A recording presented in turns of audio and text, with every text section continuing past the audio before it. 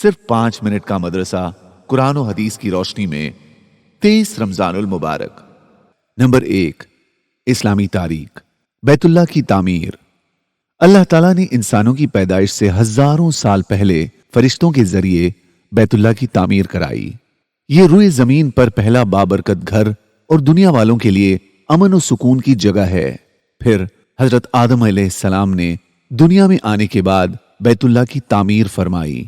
طوفان نوح کے موقع پر اللہ تعالیٰ نے حفاظت کے لیے اس گھر کو آسمان پر اٹھا لیا تھا۔ پھر اللہ کے حکم سے حضرت ابراہیم اور حضرت اسماعیل علیہ السلام نے اس کی تعمیر فرمائی، اور جبرائیل امین جنت سے ایک قیمتی پتھر لے کر آئے جس کو بیت اللہ کے کونے میں لگایا گیا، اور دوسرا جنتی پتھر وہ ہے جس پر حضرت ابراہیم علیہ السلام کھڑے ہو کر بیت اللہ کی تعمیر کرتے تھے۔ معجزانہ طور پر یہ پتھر کعبہ کی دیواروں کے ساتھ بلند ہو جاتا تھا۔ یہ مقام ابراہیم کے نام سے مشہور ہے۔ الغرض تمام حج و عمرہ کرنے والوں کے لیے اللہ تعالیٰ نے اس کا طواف فرض کر دیا ہے۔ نمبر 2، اللہ کی قدرت، سمندر کا اترنا چڑھنا۔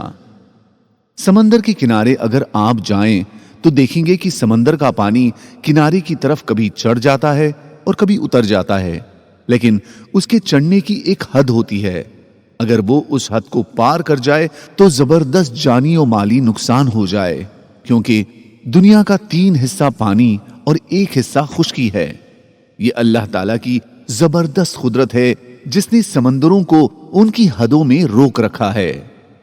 نمبر 3، ایک فرض کے بارے میں، ہدیہ کی جانے والی چیز موجود ہو۔ جو چیز ہدیہ کی جا رہی ہو اس کے لیے ضروری ہے کہ ہدیہ کرتے وقت وہ ہدیہ کرنے والے کے پاس موجود ہو۔ جو چیز ابھی موجود نہ ہو اس کا ہدیہ درست نہیں۔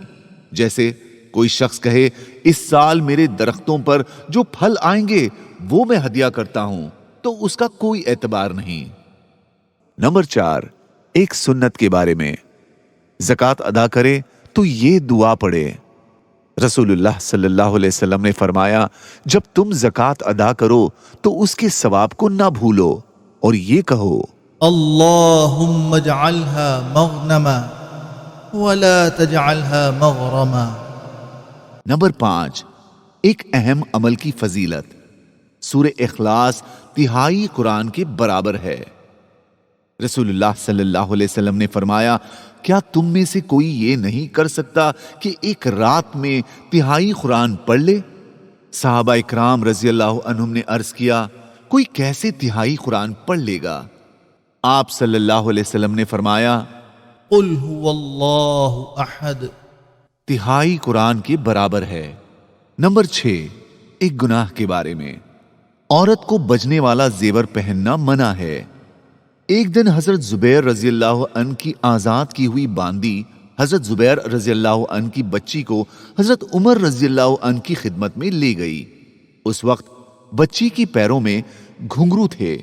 حضرت عمر رضی اللہ عنہ نے ان گھنگروؤں کو کاٹ ڈالا اور فرمایا کہ میں نے رسول کریم صلی اللہ علیہ وسلم سے سنا ہے کہ ہر بجنے والی چیز کے ساتھ شیطان ہوتا ہے۔ نمبر 7، دنیا کے بارے میں، اچھی نیت سے دنیا حاصل کرنے کی فضیلت۔ رسول اللہ صلی اللہ علیہ وسلم نے فرمایا، جو شخص جائز طریقے پر دولت بڑھانے نیز دکھلاوے اور غربا پر فخر کرنے کے لیے دنیا حاصل کرے گا تو وہ اللہ تعالیٰ سے اس حال میں ملاقات کرے گا کہ اللہ تعالیٰ اس سے ناراض ہوں گے، اور جو کسی کے سامنے ہاتھ پھیلانے کی ذلت سے بچنے اور اپنے اہل و عیال کی ضروریات کو پورا کرنے اور اپنے پڑوسی کے ساتھ حسن سلوک کرنے کی خاطر جائز طریقے سے دنیا کے اسباب حاصل کرے تو قیامت کے دن وہ اللہ تعالیٰ سے اس حال میں ملے گا کہ اس کا چہرہ کامل نور اور نہایت خوشی کی وجہ سے 14ویں رات کے چاند کی طرح روشن ہوگا۔ نمبر 8، آخرت کے بارے میں، دوزخ کا ایک غوطہ۔ رسول اللہ صلی اللہ علیہ وسلم نے ارشاد فرمایا، قیامت کے دن جہنم والوں میں سے اس آدمی کو لایا جائے گا جو دنیا میں بہت نعمتوں والا تھا، اور اس کو جہنم میں غوطہ دیا جائے گا۔ پھر اس سے کہا جائے گا، اے آدم کے بیٹے، کیا تو نے کبھی بھلائی دیکھی تھی؟ کیا کبھی تجھے کوئی نعمت بھی ملی تھی؟ وہ کہے گا اے میرے رب، اللہ کی قسم نہیں ملی تھی۔ نمبر 9، طب نبوی سے علاج، نظر بد کا علاج۔ حضرت عامر رضی اللہ عنہ کو نظر لگ گئی تو رسول اللہ صلی اللہ علیہ وسلم نے ان کے سینے پر ہاتھ مار کر یہ دعا فرمائی، اللهم اذهب عنه حرها وبردها ووصبها۔ نمبر 10، قرآن کی نصیحت۔ قیامت کے دن کوئی کسی کے کام نہیں آئے گا۔ قرآن میں اللہ تعالیٰ فرماتا ہے، اور اس قیامت کے دن سے ڈرو جس دن کوئی شخص بھی کسی کے کچھ کام نہیں آئے گا، نہ کسی سے کوئی سفارش قبول کی جائے گی، نہ کسی سے کسی قسم کا معاوضہ لیا جائے گا، اور نہ ان کو کوئی مدد پہنچے گی۔ جزاک اللہ۔